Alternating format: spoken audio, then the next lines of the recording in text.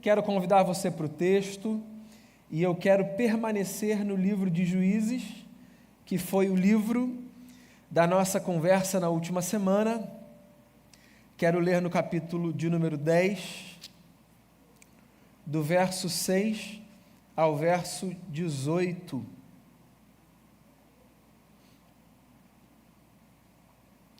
Livro dos Juízes de Israel, capítulo 10, do verso 6 ao verso 18. Diz assim o texto: Mais uma vez os israelitas fizeram o que o Senhor reprova. Serviram aos Baalins, às imagens de Astarote, aos deuses de Arã, aos deuses de Sidom, aos deuses de Moabe, aos deuses dos Amonitas e aos deuses dos Filisteus. E como os israelitas abandonaram o Senhor e não mais lhe prestaram culto, a ira do Senhor se acendeu contra eles. Ele os entregou nas mãos dos filisteus e dos amonitas, que naquele ano os humilharam e os oprimiram. Durante 18 anos oprimiram todos os israelitas do lado leste do Jordão, em Gileade, terra dos amorreus. Os amonitas também atravessaram o Jordão para lutar contra Judá, contra Benjamim e contra a tribo de Efraim. E grande angústia dominou Israel. Então os israelitas clamaram ao Senhor, dizendo: Temos pecado contra ti, pois abandonamos o nosso Deus e prestamos culto aos Baalins. O Senhor respondeu: Quando os egípcios, os amorreus, os amonitas, os filisteus, os sidônios, os amalequitas e os maonitas os oprimiram, e vocês clamaram a mim, eu os libertei das mãos deles. Mas vocês me abandonaram e prestaram culto a outros deuses. Por isso não os livrarei mais. Clamem aos deuses que vocês escolheram, que eles os livrem na hora do aperto. Os israelitas, porém, disseram ao Senhor: Nós pecamos. Faze conosco o que achares melhor, mas te rogamos, livra-nos agora. Então eles se desfizeram dos deuses estrangeiros que havia entre eles e prestaram culto ao Senhor. E ele não pôde mais suportar o sofrimento de Israel. Quando os amonitas foram convocados e acamparam em Gileade, os israelitas reuniram-se e acamparam em Mispá. Os líderes do povo de Gileade disseram uns aos outros: Quem iniciar o ataque contra os amonitas será chefe dos que vivem em Gileade. Quero parar aqui, quero chamar a sua atenção para o texto, porque hoje a gente tem o nosso terceiro encontro na série Fé em Meio ao Caos. A gente já conversou sobre José do Egito, como a sua história nos inspira a mantermos a fé, a reconstruirmos a fé no meio do caos da vida. Semana passada a gente conversou sobre Gideão, um líder que Deus levantou no período dos juízes, um tempo em que não havia ainda reis em Israel. Os juízes governavam sobre o povo, eles julgavam as causas das pessoas. E hoje eu quero conversar sobre mais uma figura que aparece num cenário muito controverso, num cenário muito adverso da história de Israel, um homem chamado Jefté. Se você olhar, os versos que eu li não falam propriamente sobre Jefté. São versos que explicam o contexto no qual esse homem surge como um líder. Se você quer entender a história de Jefté e o que aconteceu através da vida dele, então depois você continua o capítulo 11 e continua parte do capítulo 12.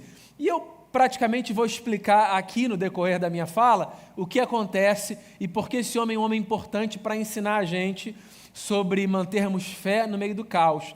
Mas eu achei importante ler com você textos que falam sobre o contexto. Que cenário foi esse de caos no qual esse homem viveu, de modo que no meio dessa cena ele consegue nos inspirar a mantermos a fé. Porque quando a gente fala de caos, por mais que a palavra seja uma só, simples e autoexplicativa, a gente pode ter muitos cenários diferentes na cabeça, certo? O caos de José foi diferente do caos de Gideão, que foi diferente do caos de Jefté. Então, que cenário de caos foi esse que fez com que esse homem fosse levantado enquanto líder de um povo? O cenário de caos, no meio do qual Jefté e os seus contemporâneos se encontraram, foi o seguinte: o povo de Israel, por muitos anos, 18 para ser específico, resolveu se afastar do seu próprio Deus e adorar muitos outros deuses. Existe um problema muito antigo na história do povo de Deus, na Bíblia, que aparece em muitas e muitas páginas de muitos e muitos livros, que eu ouso dizer, pegando carona de uma tradição, que é a tradição praticamente da cristandade enquanto todo, que esse problema nada mais é do que o grande problema da história da humanidade na sua relação com Deus, o problema da idolatria, o problema do abandono de uma relação de confiança em Deus e da adoção de outras coisas, de outros seres ou de outras pessoas que acabam funcionando como uma espécie de divindade na vida. A idolatria é um problema tão antigo quanto são antigos os problemas do nosso coração. Desde sempre, todos nós nos encontramos em cenas de idolatria.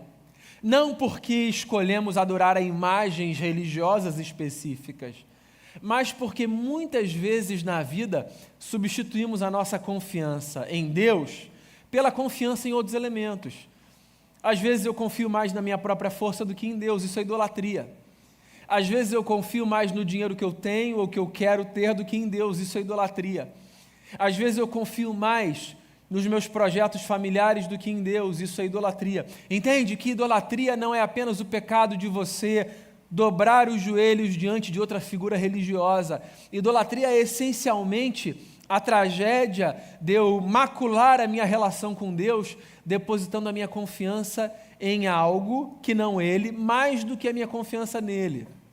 Pois é, por 18 anos, o povo de Israel resolveu adorar outros deuses, resolveu confiar mais em outras divindades que outros povos seguiam do que no Deus que os disse lá atrás, através de Abraão: eu os conduzirei na vida.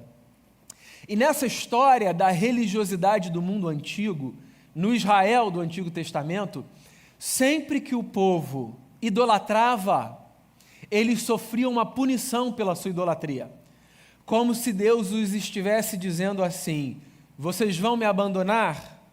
Então sofram as consequências de confiarem mais em outras coisas do que em mim. Então esse povo viveu debaixo de opressão por 18 anos. Opressão. Essa relação é uma relação interessante para a gente pensar. Idolatria e opressão.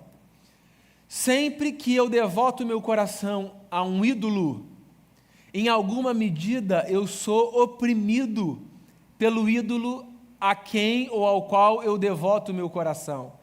O custo da idolatria é muito caro, é muito alto. A idolatria sempre cobra de mim mais do que eu tenho para oferecer. E o meu ídolo sempre me oferece menos do que eu preciso. Por isso que essa relação é sempre uma relação muito disfuncional, muito custosa.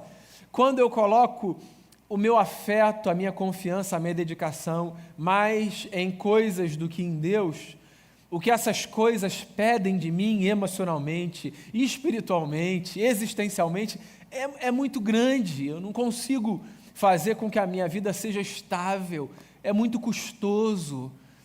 Por isso que é bom confiar no Senhor, porque quando a gente confia no Senhor, mesmo no meio das adversidades, a gente consegue experimentar uma coisa que nessa relação de idolatria a gente não experimenta, que é paz. Então, a idolatria do povo fez com que ele sofresse opressão. E aí, no meio da opressão, que nada mais é do que a descrição de uma relação de angústia, você pode entender opressão aí como sinônimo de uma relação profundamente angustiante. No meio dessa relação de angústia, por causa da opressão, esse povo se dá conta de que eles não deviam ter abandonado a Deus. E eles resolvem se voltar para Deus. E eles dizem assim: Senhor, por favor, livra-nos desses povos que nos oprimem. Livra-nos, nos salve, nos proteja, nos guarde, nos ajude. É interessante, o fenômeno é muito comum a todos nós.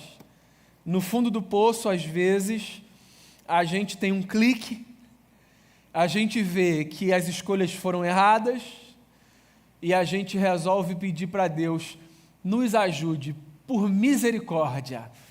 Todo mundo já viveu muitas vezes a experiência do Jonas, que no ventre do peixe cai em si e diz: eu preciso de ajuda, o meu Redentor precisa me tirar daqui.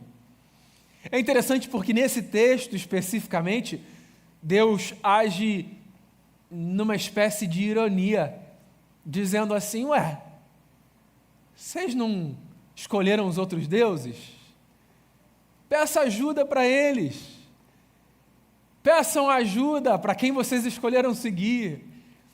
É claro que Deus não os deixaria sós, Deus nunca nos deixa sós, mas é interessante perceber como na Bíblia, às vezes, há algumas pinceladas de ironia, como se Deus estivesse provocando a consciência do povo, dizendo: vocês não escolheram isso? Não foi o caminho que vocês escolheram?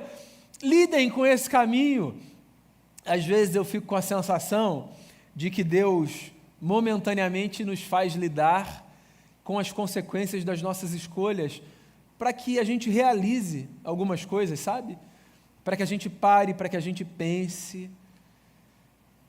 Fato é que, porque Deus é misericordioso, compassivo, bondoso, amável, porque Deus tem prazer em nos ajudar, porque Deus não nos desampara, Ele resolve socorrer essa gente.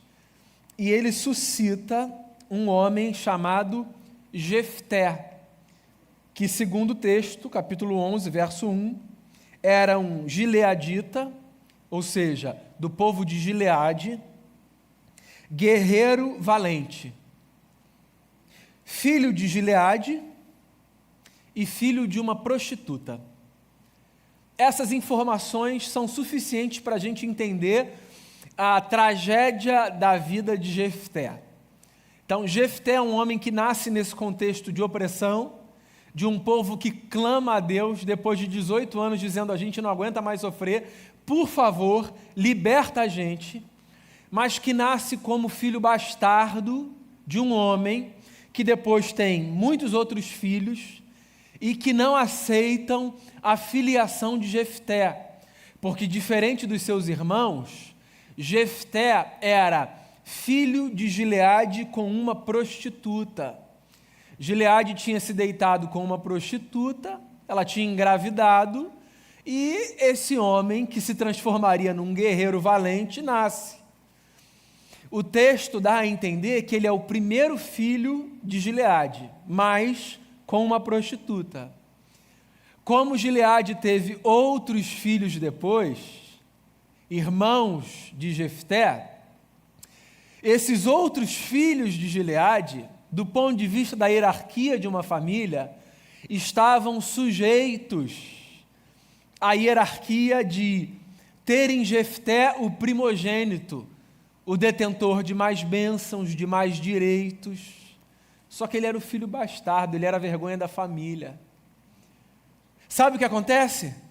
O que acontece é que Jefté, sendo o filho mais velho, e mesmo que não fosse o filho mais velho, sendo filho, ponto, porque isso bastaria para que ele permanecesse ali naquela família, ele é repelido pelos seus irmãos. Os seus irmãos organizam uma espécie de complô familiar, já na vida adulta de Jefté, e dizem a ele o seguinte: nós não aceitamos você, nós não queremos você aqui, vá embora daqui. Num certo sentido, guardadas as devidas diferenças e proporções, acontece uma espécie de revivência da história de José, que é expulso pelos seus irmãos do núcleo da família. Lembra lá no Gênesis, há 2 semanas? José foi expulso porque os seus irmãos o odiavam, já que ele era o preferido do seu pai. Jefté não foi expulso por ser o preferido. Jefté foi expulso, possivelmente, o texto dá a entender, por ser a vergonha da família. Eles não queriam dividir o nome, a honra e a bênção da herança com um filho que era um bastardo.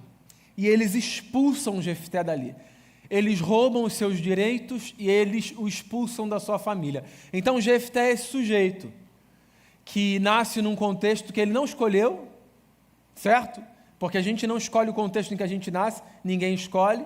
Então há pessoas que nascem em contextos muito privilegiados do ponto de vista do afeto, do ponto de vista das possibilidades financeiras, da estrutura familiar, da segurança, do amor, da localização geográfica onde nasce. E há muitas pessoas que não nascem em lugares privilegiados do ponto de vista do afeto. Jefté é um homem que cresce com o vazio de ter sido expulso da sua casa, de ter tido seus direitos roubados. Eu não sei se essa é, em alguma medida, uma história que se parece com a sua, não na configuração familiar, mas na experiência de você já ter se sentido roubado nos seus direitos. Roubado nos seus direitos enquanto cidadão, roubado nos seus direitos enquanto membro de uma família e ter sido relegado a um espaço em que você foi restringido nas suas possibilidades, em que por alguma razão não te deram o direito de ser o que você poderia ser.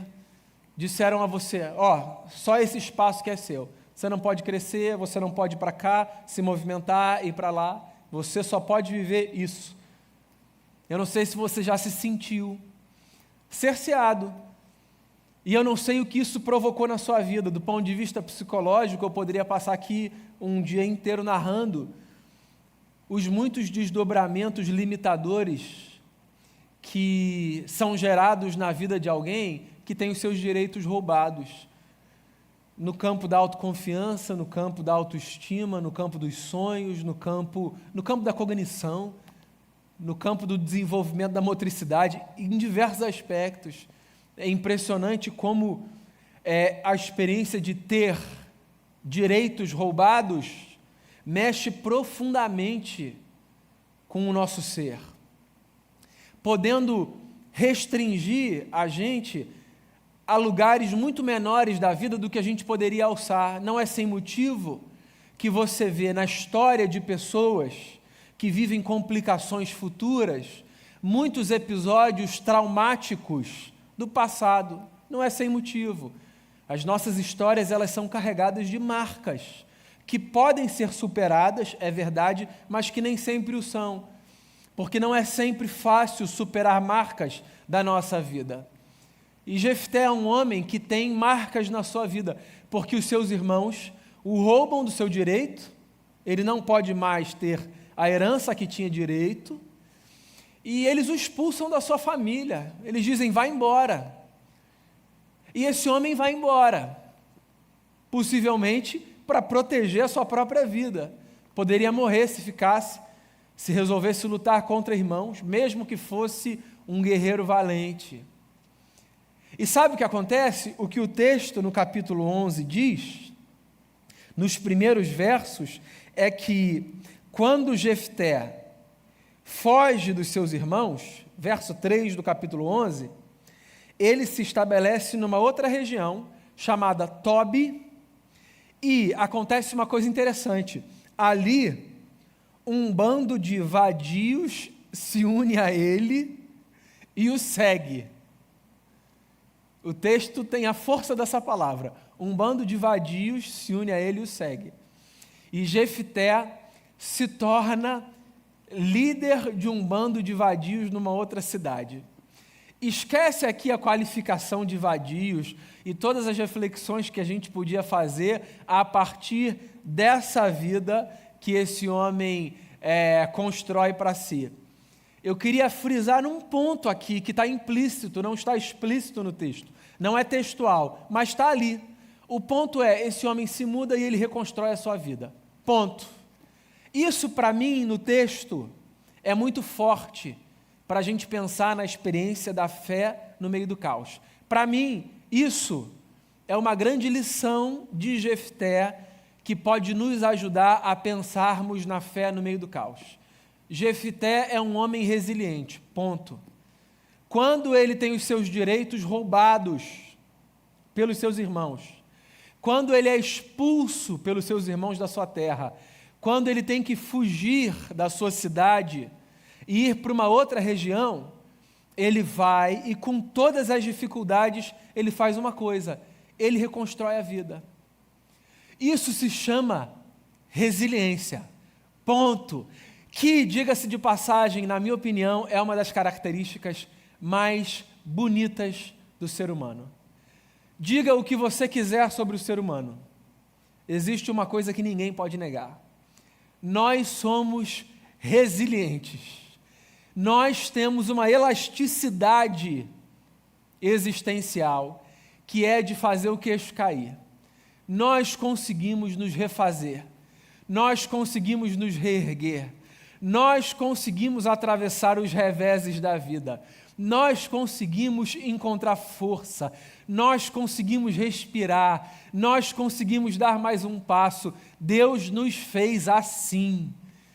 E num tempo de pandemia, como é o que a gente vive, num tempo de esticamento emocional, num tempo de muitas lutas, num tempo de restrições inimagináveis, num tempo de recessões que a gente não imaginava que a gente fosse ter que experimentar, num tempo de reajuste e cálculos financeiros que talvez muitos não precisassem fazer no começo do ano, num tempo de repensar a família por conta de perdas, num tempo de tantos desafios, e eu não preciso aqui ficar ilustrando, porque você sabe que o tempo é esse. Eu queria lembrar você que nós temos na resiliência uma das nossas principais características. Isso significa dizer que o mundo pode esticar a gente consegue se refazer. Você sabe que eu me lembro de uma experiência que eu tive dando palestra numa empresa uma vez. Acho que foi uma das experiências mais marcantes que eu tive. Eu fui falar exatamente sobre resiliência para um grupo de funcionários de uma empresa. Havia numa sala cerca de 100 pessoas e a gente começou a dinâmica daquele encontro fazendo um exercício. Eu pedi que eles se lembrassem do momento mais difícil de vida pelo qual eles passaram. Um grupo de 100 pessoas, eu disse assim, eu queria que você se lembrasse, nesse momento, do dia mais difícil da sua vida. Qual foi o dia mais difícil da sua vida? Pensa aí. E aí eu dei alguns minutos. E as pessoas pensaram no que elas consideravam ser o mais difícil dia da vida delas.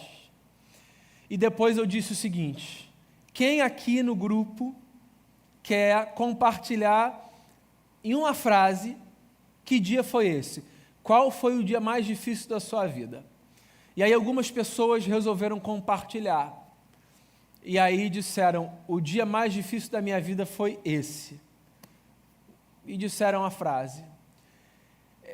Eu levei alguns minutos, depois de ouvir as histórias, para me recompor, para conseguir continuar a falar. E diante de cada história, eu pensava assim, e você passou por isso, e você está aqui, trabalhando, acreditando na vida, lutando, rindo, brincando. Você passou por isso e você está aqui. Você sabe o que isso significa? Isso significa que, em alguma medida, o nosso nome, de todo mundo, é resiliência. Resiliência. A gente se refaz. O Bernardo está cantando aqui hoje, né? Eu me lembro do domingo que ele chegou como um milagre aqui na igreja, depois de um acidente de trabalho, em que uma máquina caiu na sua cabeça. Hoje, quando ele canta, assim, nem parece que ele é o Bernardo que no dia que chegou aqui não conseguiu andar do banco que ele senta ali até aqui à frente para ir para a igreja. Você percebe? Sim. E eu estou dando um exemplo assim, de uma recuperação física, certo? De uma recuperação de um quadro de saúde. Ele está aqui, fisicamente novo agora. depois de um episódio em que ele quase morreu. Então, há muitos episódios de vida de todos nós, de quase morte existencial, emocional, espiritual. Tem gente que quase joga toalha espiritualmente e que diz assim, não dá mais, não consigo mais confiar, não dá. Na sexta-feira, na roda de conversa, alguém fez uma pergunta que foi, e aí, essa privação do ajuntamento, eu tenho medo disso esfriar, a minha relação com Jesus. Há um grito de desespero numa pergunta como essa, certo? Do tipo, eu tenho medo de não aguentar mais, de não querer mais Jesus. Às vezes a gente está nesse lugar, a gente pode chegar nesse lugar de quase morte em diversas áreas da vida, mas Jefté, o nosso nome é resiliência. O Jefté foi expulso, mas ele recomeçou a vida. E essa é uma lição que eu tiro desse texto para mim. Dá para recomeçar a vida. Ele recomeçou, ele se tornou líder de um bando de vadios, o texto diz, para você não achar que eu escolhi uma palavra infeliz, o texto que está falando. E aí acontece uma coisa curiosa, depois de um tempo, os seus irmãos, eles ficam com medo de um povo que resolve invadi-lo. E aí, sabe o que eles fazem? Para combater os amonitas que estão vindo, eles resolvem chamar o Jefté.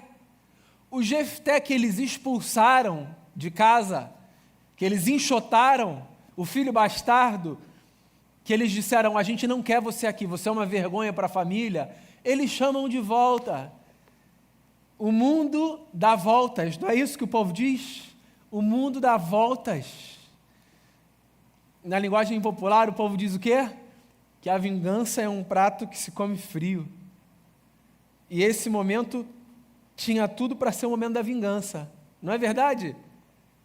Esse momento tinha tudo para ser o momento da vingança. Inclusive, a Bíblia eu acho fascinante, porque ela trabalha não apenas com a realidade séria de um texto importante, mas ela trabalha com muitas ironias. Você sabe por que eu acho que no capítulo 10 tem um registro de Deus dizendo assim, vocês não adoraram os outros deuses? Peçam ajuda para eles.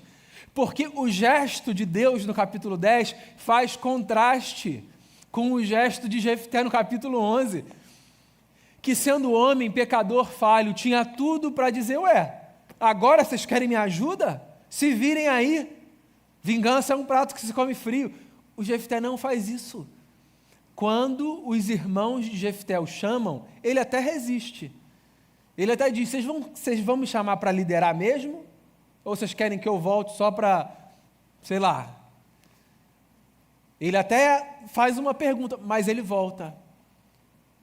É uma outra característica interessante do Jefté, que me inspira no meio do caos. Que também é uma característica do José, que também é uma característica de muito personagem bíblico, que é uma característica linda de Deus. O Jefté é um perdoador. Ele perdoa. E perdoar não significa seguir na mesma direção de onde você saiu quando te fizeram um mal. Porque às vezes a gente vai perdoar e não vai seguir na mesma direção. Perdoar só significa ter a capacidade de não permitir que o peso do passado continue arrastado para o presente, comprometendo o nosso futuro. No caso dele, ele escolheu voltar, ele poderia perdoar sem voltar. É uma conversa para outro dia. Mas o fato é, ele perdoou. E, amigos e amigas, refazer a vida no meio das crises pede da gente necessariamente uma capacidade muito singular de tratarmos o perdão como uma virtude fundamental, se nós queremos avançar e manter a fé no meio do caos. Nós precisamos considerar o perdão não apenas como uma possibilidade, mas como uma necessidade na vida. Perdão, essa capacidade da gente olhar e dizer assim, tá, machucou, doeu, feriu, mas eu não quero continuar construindo a minha vida carregando o peso daquela experiência. Perdão tem menos a ver com o passado e mais a ver com o futuro. A gente é que faz confusão. Perdão não significa acertar o passado, não. Perdão significa escolher trilhar o futuro de uma outra forma.